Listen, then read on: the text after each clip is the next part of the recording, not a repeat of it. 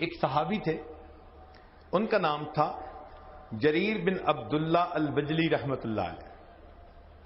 وہ جہاں بیٹھتے، جس مجلس میں بیٹھتے، نصیحت کی بات کرتے اور سب کو کہتے کہ بھئی میں نے نبی علیہ السلام سے بیعت کی تھی کہ میں سب کی خیر خواہی کروں گا۔ ان کا اپنا واقعہ ذرا سنیے، آپ کو لگے گا شاید کوئی دیوانہ آدمی ہے، مگر دیوانوں کی بات ذرا سنیے۔ گھوڑا خریدنا تھا، ایک آدمی کے پاس تشریف لے گئے، پوچھا بھئی گھوڑا دینا چاہتے ہو؟ اس نے کہا جی۔ کتنی پرائس؟ اس نے کہا جی میں 300 دینار میں یہ گھوڑا دے دوں گا۔ آپ نے گھوڑے کو دیکھا، فرمایا کہ نہیں، تجھے اندازہ نہیں، تیرا گھوڑا زیادہ قیمتی ہے۔ اب گاہک خود مالک کو کہہ رہا ہے کہ تیرا گھوڑا زیادہ قیمتی ہے۔ اس نے کہا اچھا آپ 400 دے دیں۔ پھر گھوڑے کو دیکھا، فرمایا نہیں نہیں، یہ اس سے بھی زیادہ قیمتی گھوڑا ہے، تجھے اندازہ نہیں ہے۔ وہ حیران، اس نے کہا اچھا جی پھر 500 دینار دے دیں۔ آپ نے پھر گھوڑے کو دیکھا، فرمانے لگے کہ نہیں، میری اسیسمنٹ یہ ہے کہ یہ اس سے بھی زیادہ قیمتی ہے۔ اس نے کہا جناب 600 دے دیں۔ فرمانے لگے بھئی میں سچ بات کہوں کہ میری اسیسمنٹ اس سے بھی زیادہ۔ اس نے کہا 700 دینار دے دیں۔ آخر پر فرمایا کہ مال تو تیرا ہے، مگر تجھے اپنے مال کی ویلیو کا صحیح اندازہ نہیں، میں تیرا نقصان نہیں کرنا چاہتا، میں تجھے وہ پیسے دوں گا جو میرا دل گواہی دے گا کہ اس کے ہونے چاہیے۔ چنانچہ 300 دینار مانگنے والے بندے کو 800 دینار دے کر انہوں نے گھوڑا خریدا۔ کوئی سوچ سکتا ہے کہ اتنی خیر خواہی تھی ایک دوسرے کی؟ آج کے دور میں تو کسٹمر چاہتا ہے کہ بغیر پیسوں کی چیز لے جاؤں، اور جو مالک ہوتا ہے وہ چاہتا ہے کہ چیز دیے بغیر اس کی جیب کا پیسہ نکال لوں۔ یہ آج کل کی تجارت ہے۔ مگر نبی علیہ الصلوۃ والسلام نے خیر خواہی کا جذبہ دیا، اور اس خیر خواہی نے ایسا معاشرہ جنم دیا، ایک دوسرے کو اپنے اوپر ترجیح دینے والے، ایک دوسرے کے ساتھ خیر کا معاملہ کرنے والے۔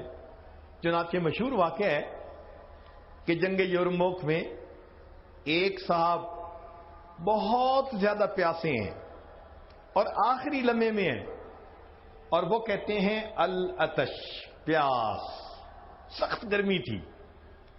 ان کے چچا داد بھائی، ان کے پاس مشک تھی، وہ مشک لے کے پہنچے کہ ان کو پانی پلائیں۔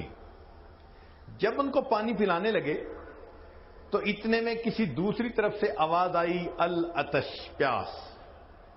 تو انہوں نے اپنا منہ بند کر لیا اور سر ہلا کر اشارہ کیا کہ دوسرے کو پلاؤ۔ وہ دوسرے کے پاس گئے، اس کو پانی پلانے لگے تو تیسری طرف سے آواز آئی، انہوں نے بھی منہ بند کر لیا۔ وہ تیسرے کے پاس گئے تو ان کے جاتے جاتے تیسرے فوت ہو چکے تھے، لوٹ کے دوسرے کے پاس آئے تو وہ بھی فوت ہو چکے تھے، جب پہلے کے پاس آئے تو وہ بھی فوت ہو چکے تھے۔ سوچئے اللہ کے حبیب صلی اللہ علیہ وسلم نے کیا خیر خواہی دی تھی کہ عین آخری وقت کی جو پیاس ہوتی ہے اس میں بھی وہ اپنے اوپر اپنے بھائی کو ترجیح دیا کرتے تھے۔ فرشتوں کو دکھانا تھا بشر ایسے بھی ہوتے ہیں۔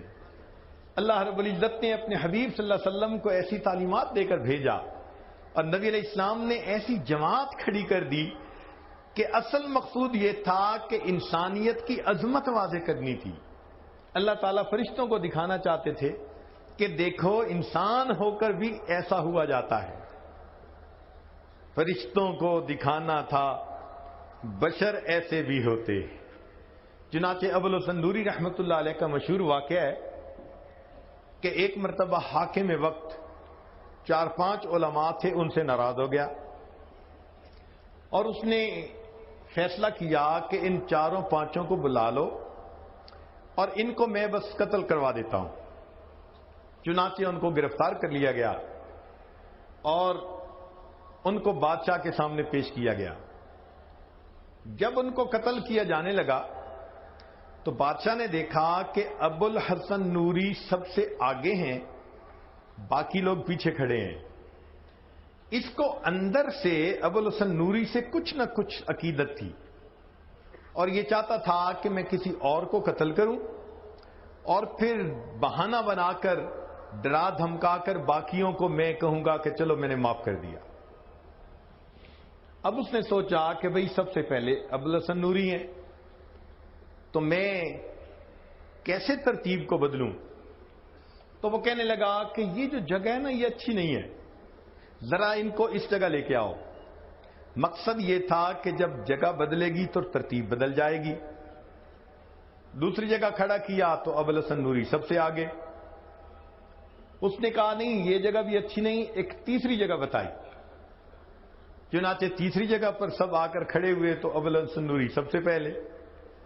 اس نے بلایا، پوچھنے لگا ابو الحسن میں چاہتا تھا کسی اور کو قتل کرتا اور تمہیں میں معاف کر دیتا، مگر یہ کیا مسئلہ؟ پہلی جگہ بھی آپ آگے، دوسری جگہ بھی اور تیسری جگہ بھی. یہ اتفاقاً ہو گیا ہے یا ارادتاً آپ نے آگے کھڑا ہونے کی پوزیشن لی؟ تو ابو الحسن نوری رحمت اللہ علیہ نے فرمایا میں ارادتاً آگے کھڑا ہوا. اس نے پوچھا کیوں؟ کیا خوبصورت جواب دیا.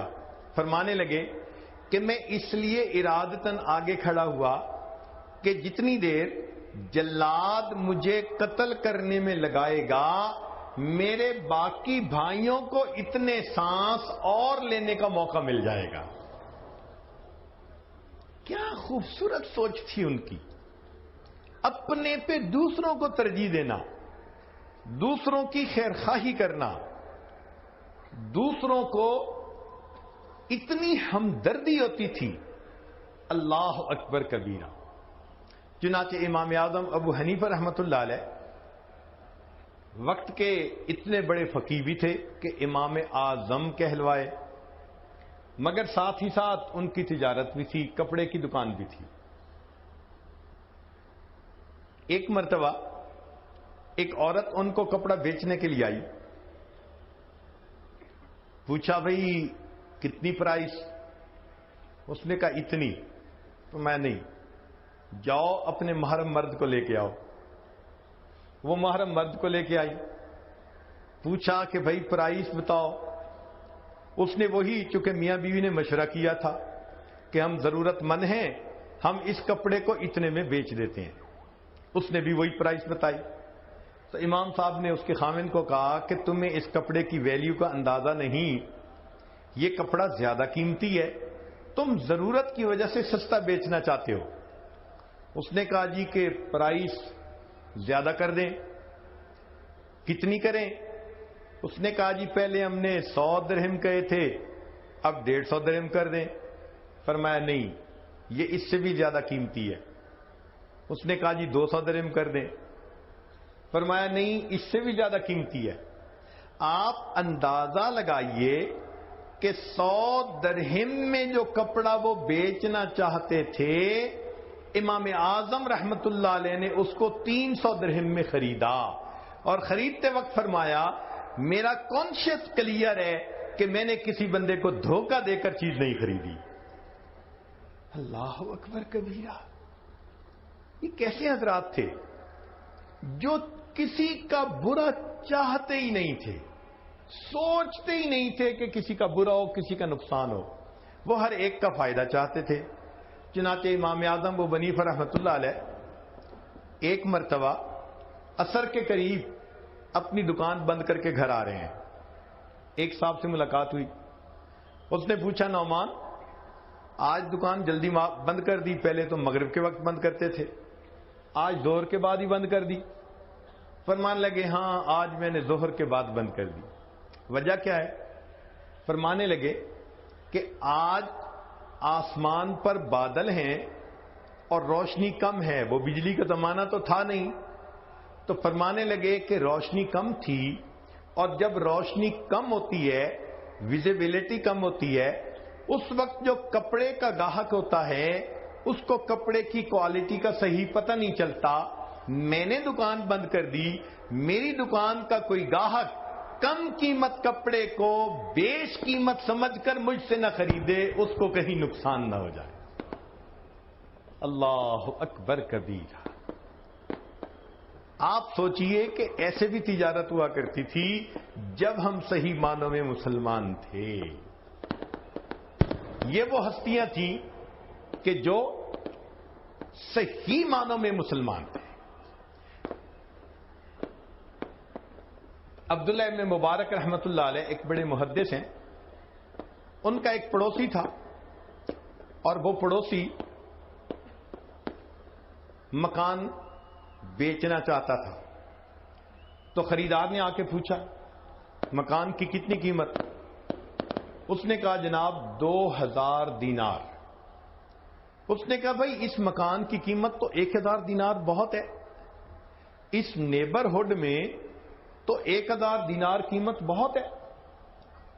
تو اس نے آگے سے کہا ہاں مکان کی قیمت ہے 1000 دینار اور دوسرا 1000 دینار عبداللہ ابن مبارک کے پڑوس کی قیمت ہے. جب ہم صحیح معنوں میں مسلمان تھے ہمارے ہمسائے کے گھروں کی قیمتیں بڑھ جایا کرتی تھی. لوگ ہمارے ساتھ مل کر رہنا اتنا پسند کرتے تھے. وہ سمجھتے تھے کہ یہ خیر خواہ انسان ہے, یہ نیک نیت انسان ہے, اس سے بہتر مجھے نیبر دنیا میں کوئی نہیں مل سکتا. سوچئے جب ہم صحیح معنوں میں مسلمان تھے ہمارے اخلاق اس وقت کتنے اچھے ہوا کرتے تھے.